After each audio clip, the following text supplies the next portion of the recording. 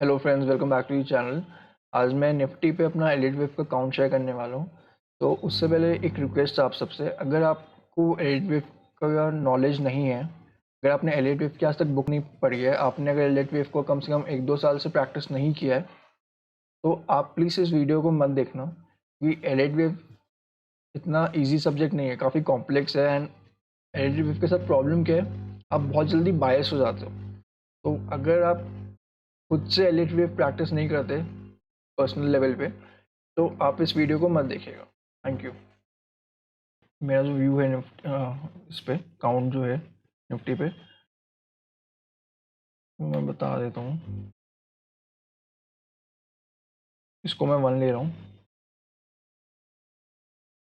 इसको मैं यहाँ पे 2 ले रहा हूँ, ये 3 है,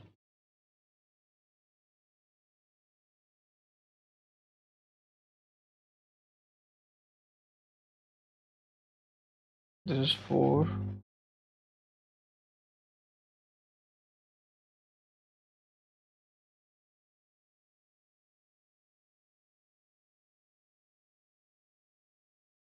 सो मेरे हिसाब से अभी तक जो ये बॉटम से जो रैली स्टार्ट हुई है अभी तक ख़त्म नहीं हुई है। अभी तक हम लोग फोर्थ के कंसोलिडेशन में ही हैं। एंड आने वाले टाइम पे हम न्यू लाइफ टाइम हाई ज़रूर मारेंगे मेरे हिसाब से। कि जो इसका इंटरनल काउंट है,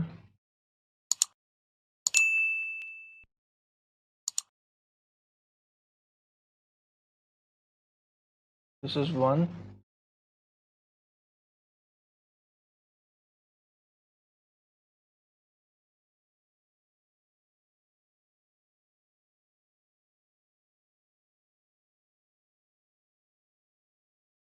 दिस इज 3, दिस इज 4,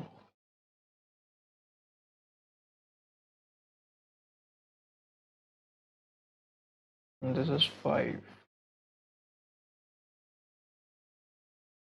ये 3 के जो वेव थर्ड है, ये उसके इंटरनल्स है, इंटरनल काउंट है। अब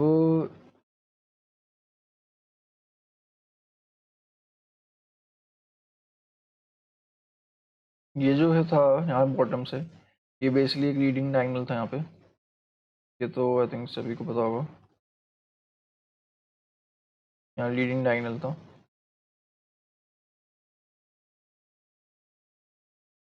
ठीक है, यहाँ पे ये 1, फिर 2, फिर 3,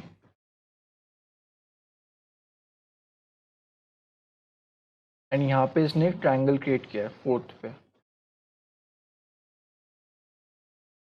यहाँ पे फोर्थ पे एक ट्रायंगल क्रिएट हो रखा है। This was the fifth. इसके बाद यहाँ पे इसने एक ABC करेक्शन दिया, तो इसको मैं 2 ले रहा हूँ। फिर दिस वाज द 1। यहाँ पे फिर से हमने एक ABC करेक्शन देखा,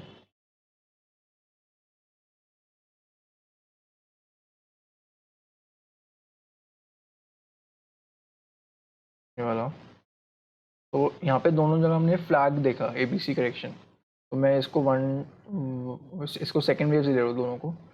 इसके बाद ये हमारी थर्ड का थर्ड है, जहाँ पे क्लियरली ये दिस इज 1, 2, 3, 4 एंड 5। ठीक है, इसके बाद ये यहाँ पे जो फोर्थ वेव है, थर्ड का जो फोर्थ है, इधर हमने ये ट्रायंगल देखा था।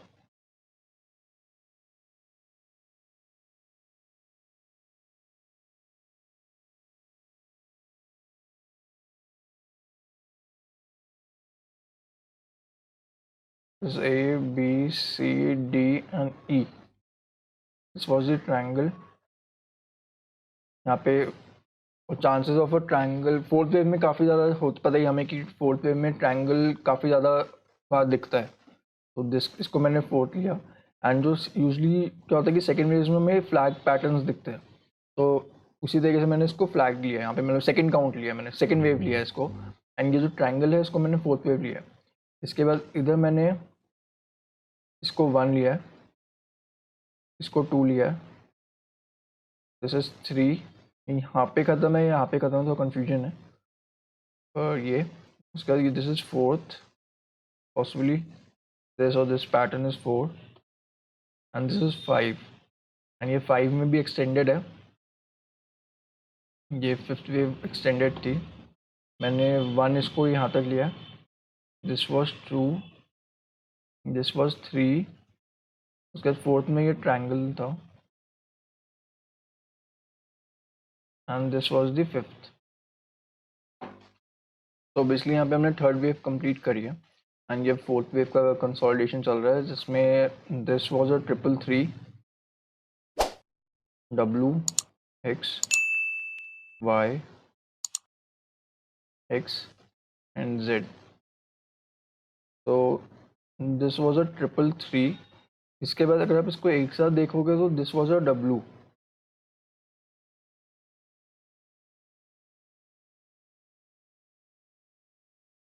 जिसके बाद हमने यहाँ पे एक एक्स दिया है, दिस वॉज एक्स।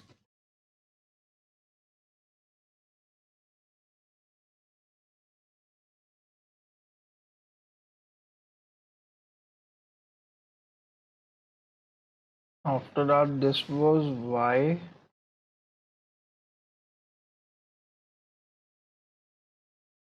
तो ये क्या था ये अभी तक, तो basically this was W X. After X ये जो वाई है, इसमें हमने फिर से ट्रिपल थ्री करेक्शन दिया। इसमें this was W, this was X, this was Y, this was X and this was Z. तो यहाँ पे आके हमने दिस वॉज, तो बेसिकली हमने यहाँ पे एक पैटर्न कंप्लीट कर दिया, डब्लू एक्स एंड वाई। अब इसके बाद जो ये अप मूव स्टार्ट हुआ है, मैं एक बार आवली आवली पे ले जाता हूँ।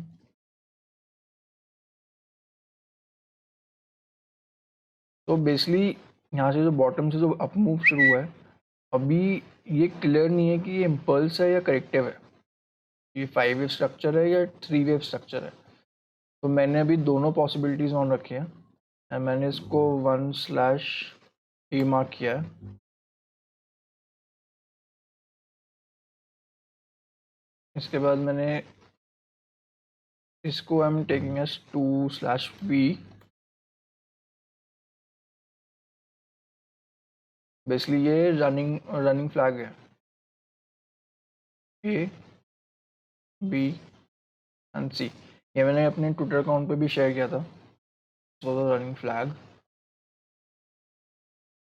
अब इसके बाद ये हमने यहाँ पे जो रैली स्टार्ट करी है 16,560 से।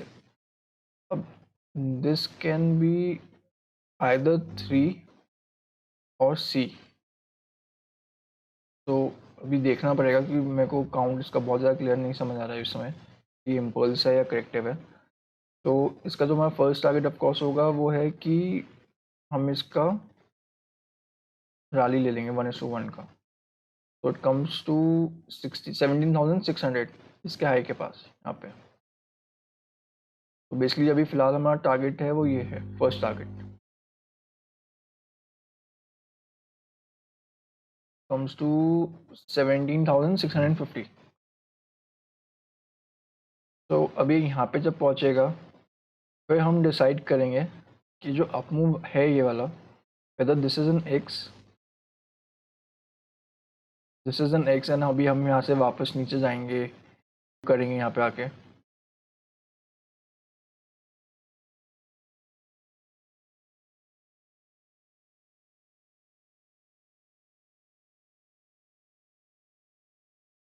देखो तो बेसिकली अगर ये करेक्टिव वेव होगा तो यहाँ पे एक्स बन जाएगा एंड मे बी हम फिर से नीचे आए एंड हम इस चैनल को लोअर लाइन को टच करेंगे and that will be Z. या फिर अगर ये जो अप मूव है ये इम्पल्सिव बन जाता है एंड हम लोग इस चैनल लाइन को क्रॉस कर देते हैं, इन प्रीवियस स्विंग हाइस को भी क्रॉस कर देते हैं, हम 18,350 एंड 18,600 को क्रॉस कर देते हैं। एंड अगर मैं इसको ईजिली हम लोग 5 वेव्स काउंट कर पाएंगे, then we will call it as 5। Basically this will be 1, 2, 3, 4 and there will be a fifth wave, that will be fifth wave and ये पूरे को हम लोग राइज को यहाँ से तो यहाँ से जो है 15,600 से जो राइज है इसको हम फिफ्थ वेव बोलेंगे। वो फिफ्थ वेव एक्सटेंड होगी या यहीं पे ख़त्म हो जाएगी वो ऑफकोर्स हमें बाद में पता चलेगा। तो बेसिकली ये मेरा काउंट है। अगर आप मेरे काउंट से एग्री नहीं करते हो या आपको कोई कन्फ्यूजन है एंड आप मुझे क्वेश्चन करना चाहते हो या आपका कुछ कॉन्ट्रा व्यू है मेरे से या कुछ आपका थोड़ा सा अलग काउंट है तो ऑफकोर्स मैं रेडी हूँ डिस्कशन के लिए। तो आप मुझे कमेंट कर देना नीचे वीडियो के नीचे एंड मैं आपको रिप्लाई पक्का करूँगा।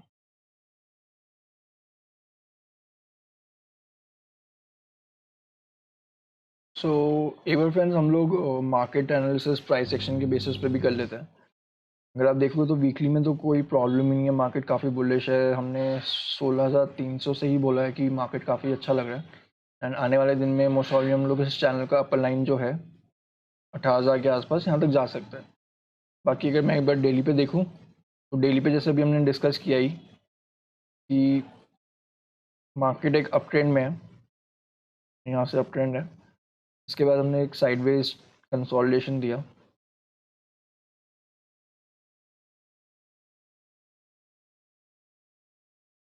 इसके बाद हम वापस इस ट्रेंड को कंटिन्यू कर रहे हैं जिसका टारगेट अप्रॉक्सीमेटली 17,600 आ रहा है बेसिकली इस रेंज में। तो बेसिकली फर्स्ट तो हमारा टारगेट है एंड अगर इसको क्रॉस करता है तो चैनल का अपर लाइन हमारा टारगेट होगा जो कि 18,000 के आसपास आता है।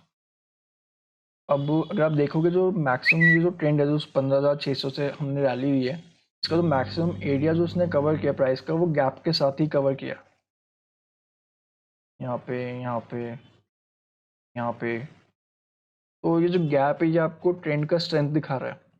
जब भी मैक्सिमम एरिया गैप्स के साथ ही कवर होता है ना वो ट्रेंड का स्ट्रेंथ दिखाता है, काफ़ी बुलिश होता है। अब अगर आप एक्स निफ्टी को देखोगे तो वो 200 पॉइंट्स का ऑलरेडी गैप अप दिखा रहा है। तो हम मोस्ट वाले लोग 17,500 के आसपास ओपन होने चाहिए। तो हम लोग इसी एरिया में ओपन होने चाहिए 17,500 से 650 की जो रेजिस्टेंस जोन है, टारगेट जोन है, फर्स्ट टारगेट जोन वहीं पे ओपन होंगे। अब अगर आप स्विंग ट्रेडर हो मेरी तरह फिर तो आप ऑप्शन पे खड़े होकर रह सकते हो, कोई दिक्कत नहीं, आपको अच्छा खासा प्रॉफिट हो जाएगा। पर अगर आप इंट्राडे ट्रेडर हो तो ऑलरेडी मार्केट 200 पॉइंट ऊपर खुलता है, उसके बाद पूरा दिन वो एक छोटी सी 100 पॉइंट्स की रेंज में निकाल रहा है। पिछले 2 दिन से क्या हो रहा है तो बेसिकली मॉर्निंग की फर्स्ट आवर कैंडल है उसी रेंज में मार्केट निकाल देता है और ये आपका इंट्राडे में बहुत सारा स्टॉप लॉस करेगा। तो इंट्राडे ट्रेडर्स को ज़्यादा फायदा नहीं होगा क्योंकि मैक्सिमम जो डेल्टा है जो आपका मूव है वो आपका ओवरनाइट ही हो रहा है। तो बीइंग अ स्विंग ट्रेडर इस मार्केट में बहुत ज़्यादा आई थिंक यूजफुल रहेगा, काफ़ी ज़्यादा प्रॉफिट पोटेंशियल वहाँ पे ज़्यादा इंक्रीज हो जाता है इस समय बीइंग अ स्विंग ट्रेडर। सो क्योंकि ट्रेंड काफ़ी अच्छा है, हमें बेसिकली डेल्टा खेलना है, डेल्टा से ज़्यादा पैसा बनता है। डेल्टा बेसिकली क्या हो गया मूव डायरेक्शन, वो हमें ओवरनाइट मिल रही है, इंट्राडे में काफ़ी कम मिल रही है। So being a swing trader भी काफ़ी फ़ायदेमंद है। बाकी हम एक बार बैंक निफ्टी ओपन कर लेते हैं। अगर बैंक निफ्टी देखो तो ये भी सब गैप के साथ ही कवर कर रहा है, इसने ये ट्रेंड दे के कंसोलिडेट किया है यहाँ पे एंड ये अभी वापस कंटिन्यू कर रहा है ऊपर, काफ़ी बुलिश है, सब गैप्स है इसमें, सेम निफ्टी जैसा सेटअप है। अब इसका जो चैनल लाइन है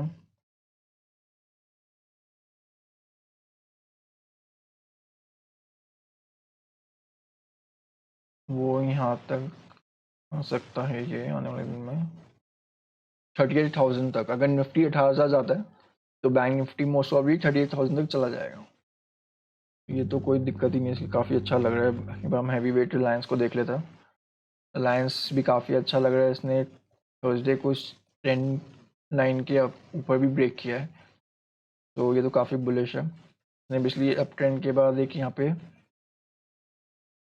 निफ्टी की तरह एक्सपैंडिंग फ्लैग क्रिएट किया था जिसको इसने ब्रेक कर दिया है, तो ये काफ़ी बुलिश लग रहा है अभी। इसका नेक्स्ट टारगेट जो होगा वो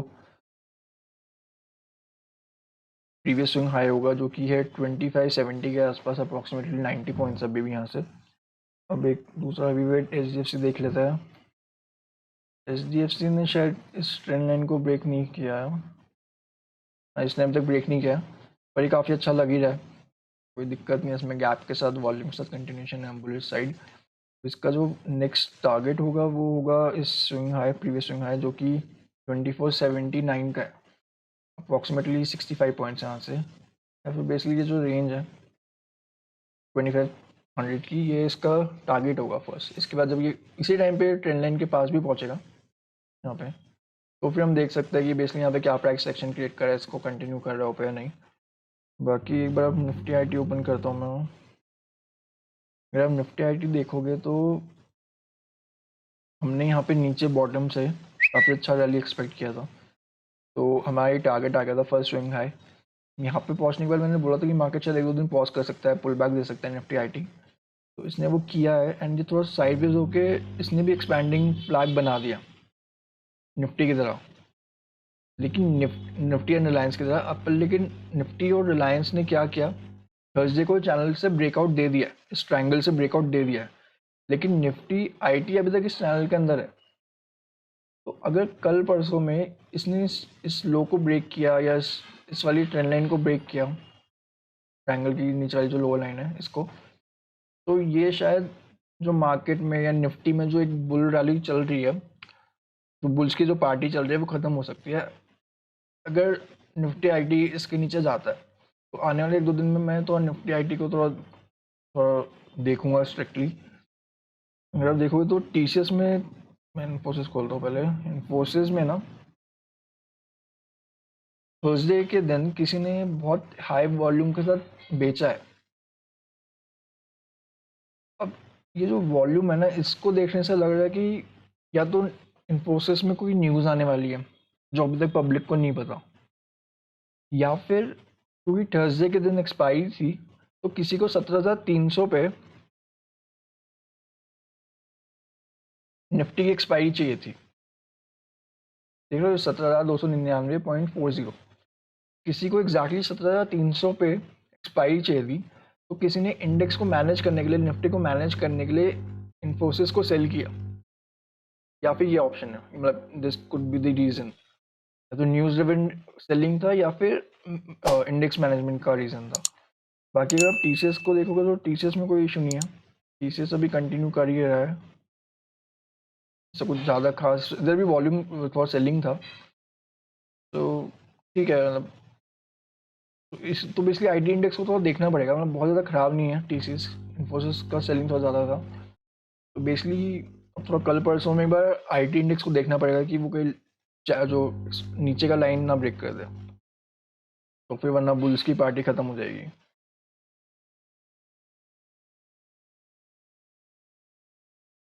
ये जो लेवल है 35,000 के आसपास का निफ्टी आईटी में, ये ब्रेक नहीं होना चाहिए। बाकी एक मेटल इंडेक्स अच्छा है,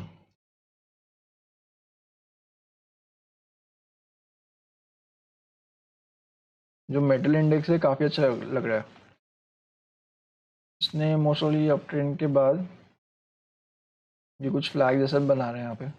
अब अगर ये इस रेंज को निकालते काफ़ी अच्छा लग रहा है, तो मोस्टली टाटा स्टील काफ़ी अच्छा है इसमें, मेटल्स में और भी स्टॉक्स अच्छे लग रहे हैं। चलो मेटल इंडेक्स को मैं रडार पे रखूँगा। और ठीक है फ्रेंड्स, इस वीक के लिए इतना ही। If you like the content, please do like and share the video and subscribe to the channel. Thank you.